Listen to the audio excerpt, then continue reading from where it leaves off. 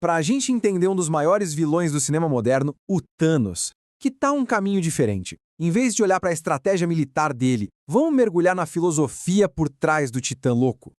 Essa é a lógica que todo mundo já conhece, né? A justificativa do Thanos para aquele plano terrível dele se baseia numa ideia muito clara, a de que tudo é escasso. Ele se enxerga como um salvador, sabe? Alguém que está corrigindo um desequilíbrio que ele acha que é inevitável.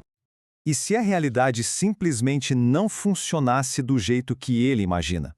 E se o problema fundamental do universo não fosse a quantidade de vida, mas outra coisa, algo completamente diferente? Olha, eu sei, pode parecer uma conexão meio maluca, um filósofo francês com o Thanos.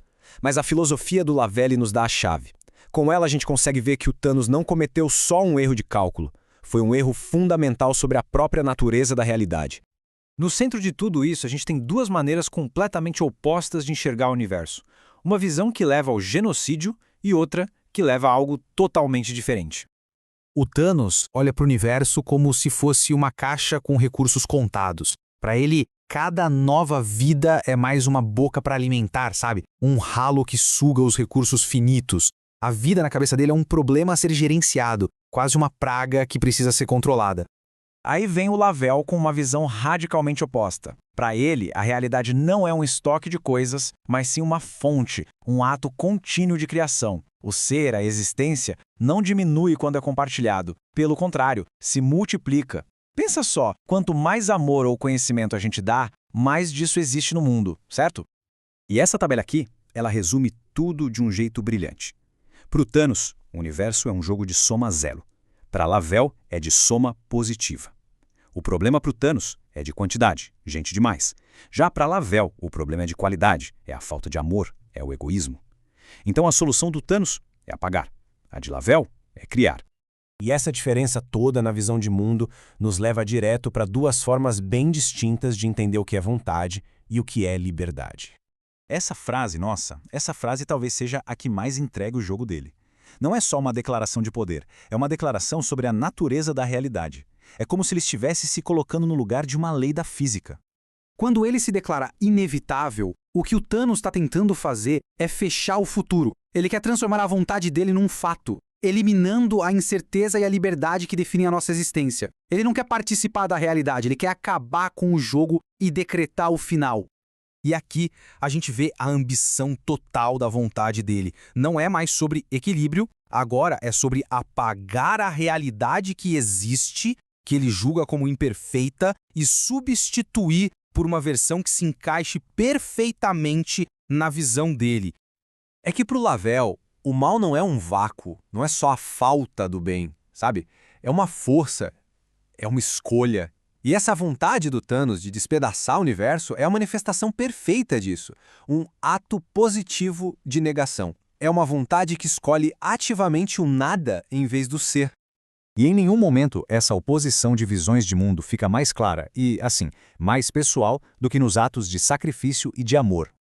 Quando Thanos sacrifica Gamora, ele revela a verdadeira natureza do amor dele. É um amor possessivo. Ele ama sim, mas como parte de si mesmo. E na hora que ela entra em conflito com o plano maior dele, ele a descarta. Para Lavelle, o amor verdadeiro é o exato oposto. É um presente, um ato que afirma a existência do outro, mesmo que isso custe a sua própria. Então, o ponto crucial é esse. Para Lavelle, a regra fundamental da ética é que uma pessoa nunca, jamais, deve ser tratada como um simples meio para atingir um fim. Ao jogar a Gamora do penhasco, Thanos não comete só um ato de crueldade. Ele comete a falha moral definitiva. Ele revela que não entende nada sobre o valor do ser. E tudo isso nos leva ao clímax. A saga inteira se resume a 2 estalos de dedos. E esses 2 estalos representam o confronto final entre essas duas filosofias de ser. De um lado, a afirmação da necessidade de uma força impessoal que esmaga a liberdade. Do outro, a afirmação da identidade pessoal, de uma escolha livre. É a vontade de dominar contra a vontade de se doar. Olha só essa tabela. Fica claro que a vitória dos Vingadores não foi só física. Foi a vitória de uma forma de ser sobre outra. O ato do Thanos é egoísta, reduz a vida, custa a vida de outra pessoa e o que resulta? Isolamento. Já o ato do Stark é altruísta, restaura a vida, custa a própria vida e resulta em comunhão, em memória. Então, no final das contas, o que a gente aprende sobre o erro fundamental do Thanos? Qual é o verdadeiro significado do ser que ele foi incapaz de entender? E a resposta é essa. Ele não perdeu porque os Vingadores eram mais fortes. Ele perdeu porque a filosofia dele era fraca. Ele apostou contra a própria natureza da realidade e, no final, a realidade venceu. Quando a gente olha pelo espelho sombrio que é o Thanos, a filosofia de Lavelli fica cristalina. A realidade não é um recurso limitado, mas uma fonte generosa. Não é um destino fixo, mas um convite à liberdade. A gente não se encontra no isolamento, mas na relação com os outros. O ser se realiza não ao tomar, mas ao se doar.